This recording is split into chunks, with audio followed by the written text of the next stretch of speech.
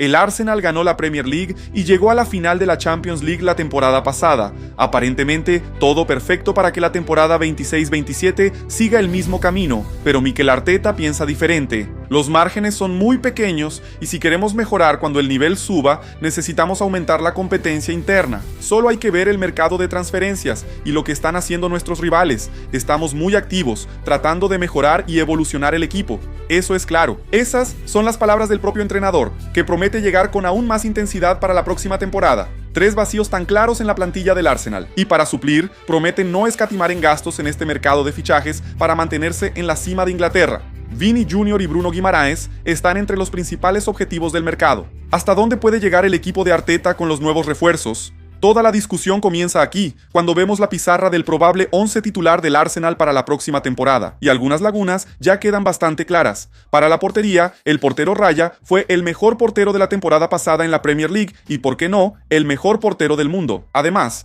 para un equipo que fue extremadamente consistente defensivamente, Raya peleó por ser el mejor jugador de la temporada en la Premier League y terminó perdiendo ante Bruno Fernández en la recta final. Cuando vemos la línea defensiva, el esquema está montado prácticamente con 4 defensas centrales. Timber debe estar regresando de una lesión en este inicio de temporada. Aunque probablemente no tenga todos los minutos necesarios, seguramente será el titular elegido por Arteta para el resto del año. Saliba, como probablemente ya recuerdan, salió lesionado en el partido contra España en la Copa del Mundo con mucho dolor de espalda y debe someterse a un tratamiento conservador, así que estará fuera por lo menos la mitad de la temporada. Y aquí está la primera carencia del Arsenal. En la temporada pasada, Saliba se destacó como uno de los mejores defensas centrales del mundo, con buena capacidad para avanzar, pero principalmente para defender la profundidad. Un equipo que va a tener más posesión que los rivales en la mayoría de los partidos de la temporada necesita defensas centrales que no solo sepan proteger el área y hacer muchos despejes, sino que también tengan buena velocidad para evitar contraataques y buena capacidad de construcción. Si el equipo va a tener la pelota, ningún jugador puede quedarse fuera de esa fase, y la ausencia de Saliba va a ser una baja gigantesca. Para suplir la ausencia del francés, se habla de la contratación del inglés Konsa, que hizo una excelente Copa del Mundo. Principalmente en lo que respecta a los retrocesos, proteger al equipo en transiciones rápidas y en situaciones de campo abierto. Incluso participó en esa jugada bastante polémica, en la que evita una oportunidad clarísima de Ghana, y el árbitro no marcó penal en esa situación. Junto a Saliba, Gabriel Magallanes e Hincapié, que ahora firma contrato definitivo con el Arsenal y es efectivamente jugador contratado y ya no está a préstamo. Pero las otras carencias, y quizás las más importantes del plantel, están del mediocampo hacia adelante. Este fue el mediocampo que Arteta pensó para la temporada pasada. Zubimendi como el primer volante, Rice como el segundo y Odegaard como el tercer hombre del mediocampo, llegando más al último tercio y construyendo la mayor parte de las oportunidades de los Gunners. El problema es que un equipo que planea intentar conquistar todos los títulos a lo largo de la temporada va a jugar más de 70 partidos en el año y algunos jugadores no necesariamente van a aguantar. Ese fue exactamente el caso de Zubimendi, el mediocampista español de 27 años que llegó como refuerzo al Arsenal la temporada pasada y que en la Premier League participó en 38 partidos, siendo titular en 34 de ellos. Si vemos toda la temporada, fueron 57 partidos, 48 como titular y obviamente en algún momento la factura iba a llegar. Además de Zubimendi, Rice también estuvo muy sobrecargado en la temporada, y para la recta final, Arteta prefirió hacer algunos cambios. Sacó al mediocampista español y puso al joven inglés Lewis Skelly, que incluso fue titular en la final de la Champions. Obviamente, quien pretende pelear por todos los títulos necesita tener una plantilla llena de opciones y tal vez poner a un jugador tan joven y con poca experiencia no sea la idea principal de Arteta para la próxima temporada. Quien está suscrito aquí al canal probablemente ya vio alguno de esos videos y sabe del potencial del Manchester United, del Liverpool y del Manchester City para la temporada 26-27. Y el Arsenal no se podía quedar atrás. Si no lo sabías, haz clic aquí abajo y suscríbete para no perderte ninguno de los próximos videos. Rice, más adelantado, es el segundo hombre del mediocampo, que sabe tanto ser primer volante como también tener más llegada al área rival, un papel muy parecido al que hizo con Inglaterra en la última Copa del Mundo, en la que le fue muy bien. Y Odegaard, obviamente, como ya dije, es el jugador que más oportunidades creó para este Arsenal. Primer, segundo y tercer hombre. Odegaard tiene un suplente claro. Ese fue contratado la temporada pasada y tiene un potencial interesante para convertirse en titular en esta, pero Rice y Zubimendi carecen de un jugador un poco más experimentado. Y aquí es donde entra la historia de Bruno Guimaraes. Opta publicó este artículo. Un artículo muy interesante y quiero destacar algunos puntos sobre la importancia de lo que Bruno Guimaraes puede aportar a este equipo de los Gunners. El brasileño tiene contrato hasta 2028 y si el Arsenal quiere asegurarse sus servicios, tendrá que pagar un precio muy alto por ello. Uno de los aspectos más subestimados de cualquier fichaje es la disponibilidad, y pocos jugadores de la Premier League se comparan con Guimaraes en ese sentido. Desde su debut con el Newcastle en febrero de 2022, ha disputado 195 partidos, más que cualquier otro jugador del club. Desde enero de 2022, Guimaraes solo se perdió 16 partidos de liga, entonces, si el Arsenal tiene el audaz objetivo de competir una vez más por el título de la Premier League y quién sabe, por la orejona de la Champions, va a necesitar jugadores que siempre estén disponibles. Exactamente el punto en el que Zubimendi terminó decepcionando la temporada pasada, y el reportaje completo tiene algunos datos muy interesantes. Los números del Newcastle desde febrero hasta ahora con y sin Bruno Guimaraes. Con él, el rendimiento es del 52.3%. Sin él, el rendimiento es del 12.5%, 16 partidos sin el brasileño, solo 2 victorias. Este artículo de The Athletic también trae otros datos muy interesantes hablando sobre la capacidad de construcción de Bruno Guimaraes. Muestra que él puede ser la solución para más de un problema del Arsenal. Si Zubimendi no ha estado a la altura, o al menos con la longevidad que se esperaba, todavía se piensa que con la Copa del Mundo bastante sobrecargada, jugando la mayor cantidad de partidos posible, como fue el caso de Inglaterra, que jugó el mismo número de partidos que España, la campeona, es posible que Rice termine perdiéndose algunos partidos esta temporada por exceso de carga. Entonces, tener a Bruno Guimaraes que puede hacer el papel de primer, segundo o incluso tercer hombre en el mediocampo va a ser fundamental. Y si antes se hablaba de 60 millones de libras, yo creo que él vale mucho más y que probablemente el Arsenal no va a tener problema en gastar dinero en la contratación del brasileño. Y este fragmento es muy interesante. Ningún jugador del equipo de Howe, ahora ex-entrenador del Newcastle, hizo más pases que rompen líneas por cada 90 minutos en la Premier League en la última temporada. Mientras que el resto del top 5 estaba compuesto por defensores, que tienden a tener más espacio en el campo para pasar el balón. En comparación, Tonali, que terminó transfiriéndose al Tottenham ahora en esta temporada y fue uno de los grandes nombres vistos durante la temporada, tanto por el Tottenham como por el Manchester City y el Arsenal, quedó en 10º lugar en el plantel, con 10.9 pases de este tipo por cada 90 minutos.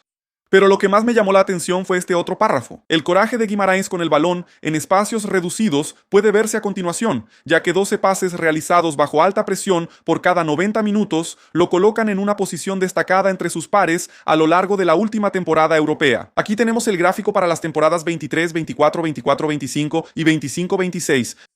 Y cada bolita de aquí representa a un jugador de las 5 principales ligas europeas. Y mira qué interesante, esta bolita amarilla destacada aquí es justamente Bruno Guimaraes. En esa temporada, él estaba aquí entre los jugadores que más dieron pases en situaciones de alta presión. En 24-25 bajó un poco más. Justamente una temporada en la que empezó a jugar un poco más atrás, más como primer volante. En 25-26 fue su mejor temporada en ese aspecto, entregando 12 pases en situaciones de alta presión. Hasta me dio curiosidad saber quiénes son esos otros jugadores que están delante de él. Pases en situaciones de alta presión son justamente pases en situaciones como esta, en la que Bruno Guimaraes, ese número 39, está rodeado por 1, 2, 3, 4, 5, 6 jugadores del Manchester City y aún así logra concluir bien la jugada. Vamos a ver cómo sucedió todo.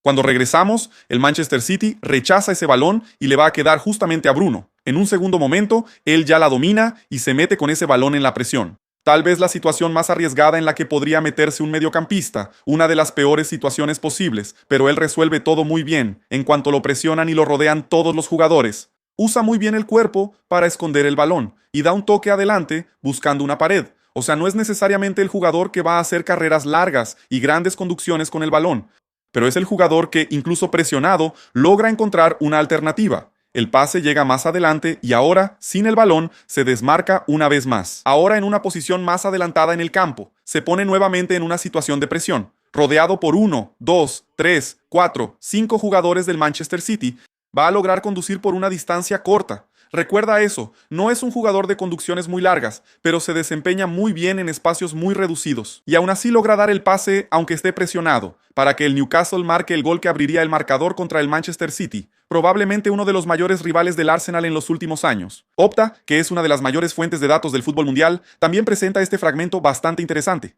un análisis de su mapa de toques de balón entre 25 y 26 y 24 y 25, Revela a un jugador que ha evolucionado en su función. Guimaraes se le ha pedido avanzar más en el campo, participando más en zonas peligrosas, principalmente por el lado derecho. Esto refuerza la idea de que él podría actuar como uno de los mediocampistas del Arsenal en el esquema 4-3.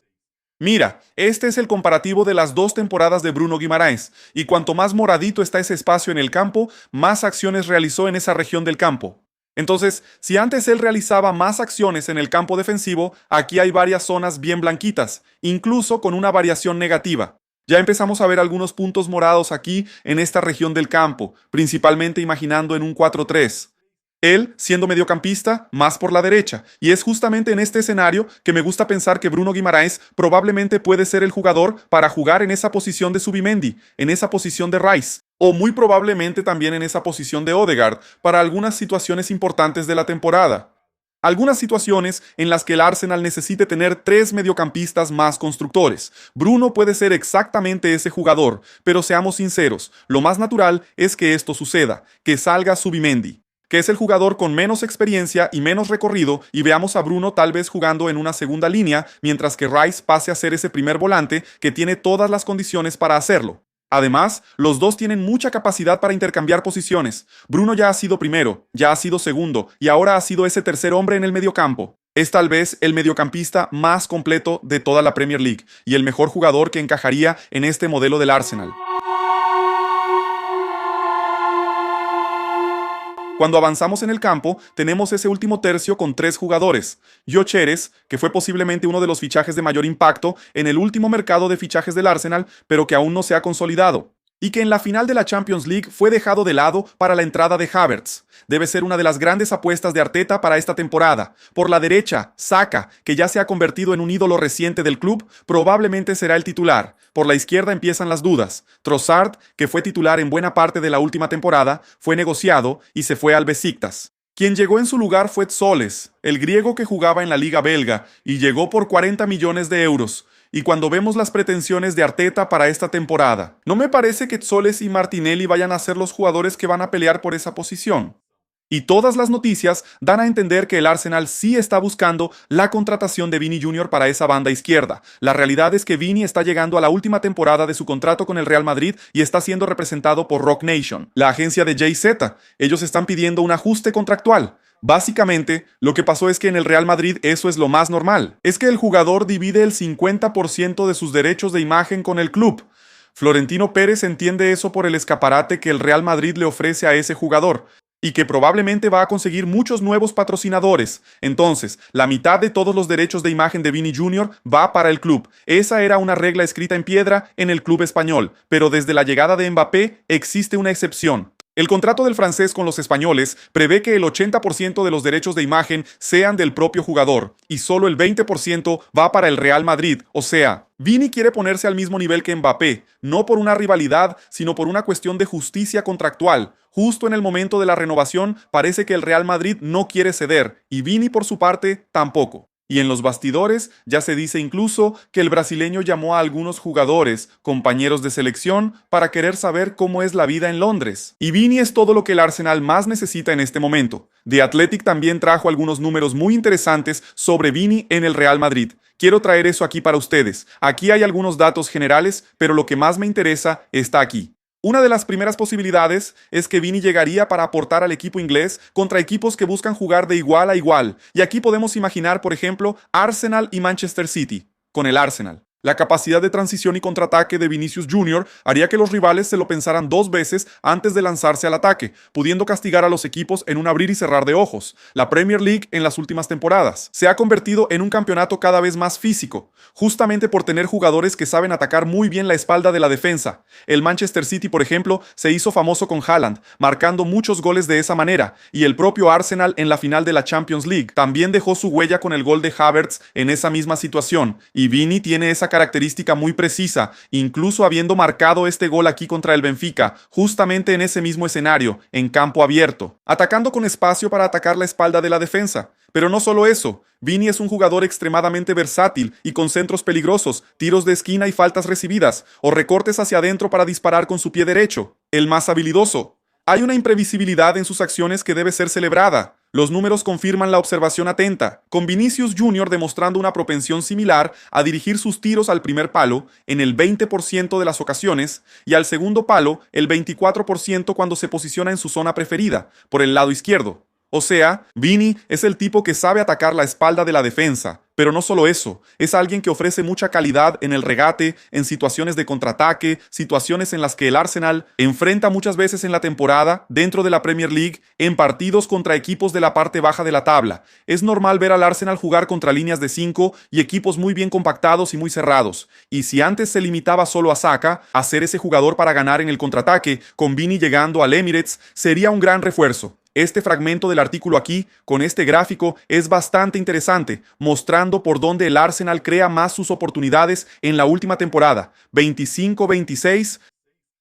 El 42% de las oportunidades fueron creadas por el lado derecho, justamente el lado de Saka, solo el 32%, 10 puntos porcentuales menos por el lado izquierdo, probablemente por la existencia de un desequilibrio cualitativo, mientras por la derecha tienes a Saka, por la izquierda era Trossard o Martinelli, y la lógica es que Vini llegaría para ayudar a equilibrar esa ecuación y hacer que el Arsenal sea tan fuerte atacando por un lado como por el otro. Esta jugada aquí para mí es muy interesante, muestra exactamente lo que podemos esperar del Arsenal en la próxima temporada. Échale un vistazo. Brasil aquí en la Copa del Mundo va a construir por el lado derecho, y quiero que pongas atención a este tipo de aquí.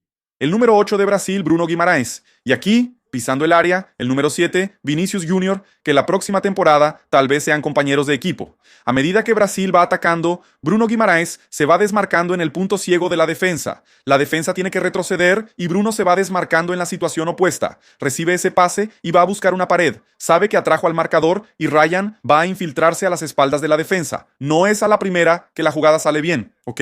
El balón le llega a Ryan muy bien, pero termina perdiendo ese balón. Una vez más, mira la intensidad de Bruno Guimarães para presionar y va a recuperar ese balón justamente en esta zona del campo, la zona en la que más se ha perfeccionado en la última temporada, generar situaciones de peligro. Aquí se va a preparar y va a hacer un centro al segundo palo para que Vini marque, ya sin portero. Pero el gol que más llama la atención es el gol contra Marruecos. Brasil inicia una transición y mira a Bruno Guimarães, frenando la carrera mientras toda la defensa de Marruecos retrocede. Él va a recibir ese pase hacia atrás. Vas a ver a todos los jugadores de Marruecos en esa zona del campo, viniendo a presionar el balón, y justamente coincide con ese dato de que Bruno Guimarães se desempeña muy bien. Cuando está en situaciones de alta presión, ves a todos mirando el balón y todos se olvidan de Vini Jr. a las espaldas de la marca, donde Bruno Guimarães va a encontrar el pase. Vini va a recibir, va a recortar, y esa es la zona donde más le gusta finalizar. En el reportaje de The Athletic se muestra cómo él divide muy bien las finalizaciones, ya sea en el primer palo o en el segundo. En esta situación, prepara bien la finalización y sorprende al portero con un disparo al lado opuesto para marcar el gol del empate de la selección. Es decir, con la llegada de los dos brasileños. Este de aquí tendría todo para ser el equipo titular del Arsenal en la próxima temporada. Raya, Timber, Saliba, Magallanes e hincapié en la defensa. Rice, Bruno Guimarães y Odegaard. Y aquí entendiendo que prácticamente cualquier jugador puede desempeñar cualquier función. Y todavía tendrían a ese en la banca.